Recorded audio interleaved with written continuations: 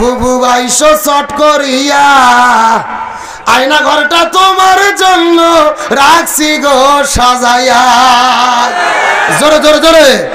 বুবু বাইশো চট করিয়া আয়না ঘরটা তোমার জন্য রাখছি গো সাজাইয়া।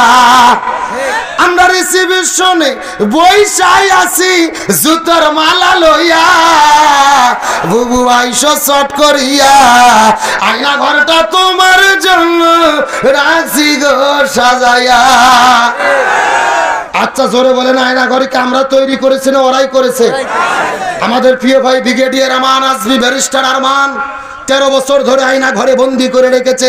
সূর্যের আলো দেখতে দেয়নি, বাইরের বাতাস দেখতে দেয়নি, এমনকি আজান যখন হতো বক্সে গান বাজাইয়া আজান পর্যন্ত শুনতে দিত না। তাই ওই আয়না ঘরে তাদেরকে ঢুকানোর দরকার আছে না নাই?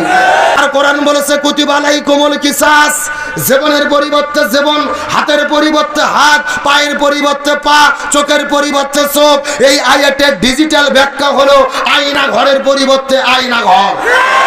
ডক্টর ইউনূসের সরকারকে বলবো, এই স্বৈরাচার দোসরের যত এমপি মন্ত্রী গ্রেফতার হয়েছে এদের জেলে রেখে জামাই আদর করলে হবে না, বিচার চলাকালীন অবস্থায় এদেরকে আয়না ঘরে বন্দি করে রাখতে হবে। আলোচনা কি চলবে? কারা কারা চলবে না হাত তোলেন তো।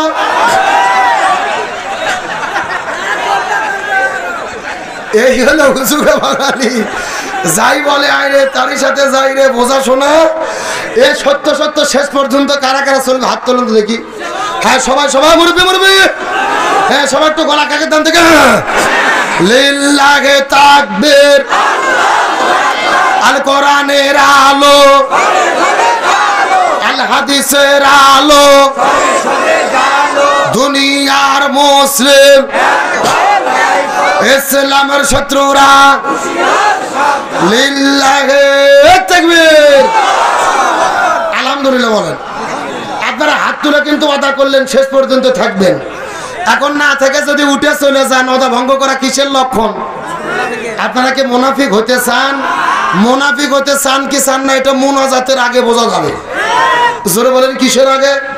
মোনাজাতের আগ পর্যন্ত দেখেন কারা কারা উঠে উঠে চলে যায়। যারা যারা উঠে যাবে মনে করবেন ওই গ্রুপের লোক। আল্লাহ তাআলা আমাদের শেষ পর্যন্ত থাকার তৌফিক দান করুক বলে আমিন। আল্লাহর রহমতে লোক কিন্তু বাড়তিছে, কমতিছে না। আলহামদুলিল্লাহ কোন আশা করতেছি সাহিত্য করে 2-4 জন আরো যারা আছে আসবে ইনশাআল্লাহ। আল্লাহ কবুল করুক বলেন আমিন। আলোচনা চলছে চলছে, গভীর মনোযোগ লক্ষ্য করেন। শান্তির জন্য কি রাখবে?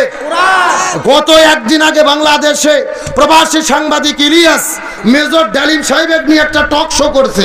আপনারা কি দেখেছেন? এক টক শোতে পুরো বাংলাদেশ তোলপাড় চলতেছে। বাংলাদেশের পুরো ইতিহাস পাল্টে যাচ্ছে। এতদিন আমরা বইয়ে পড়লাম কি আর ইতিহাস এখন শুনতেছি কি, মানে বইয়ের সাথে কোনো মিল নাই।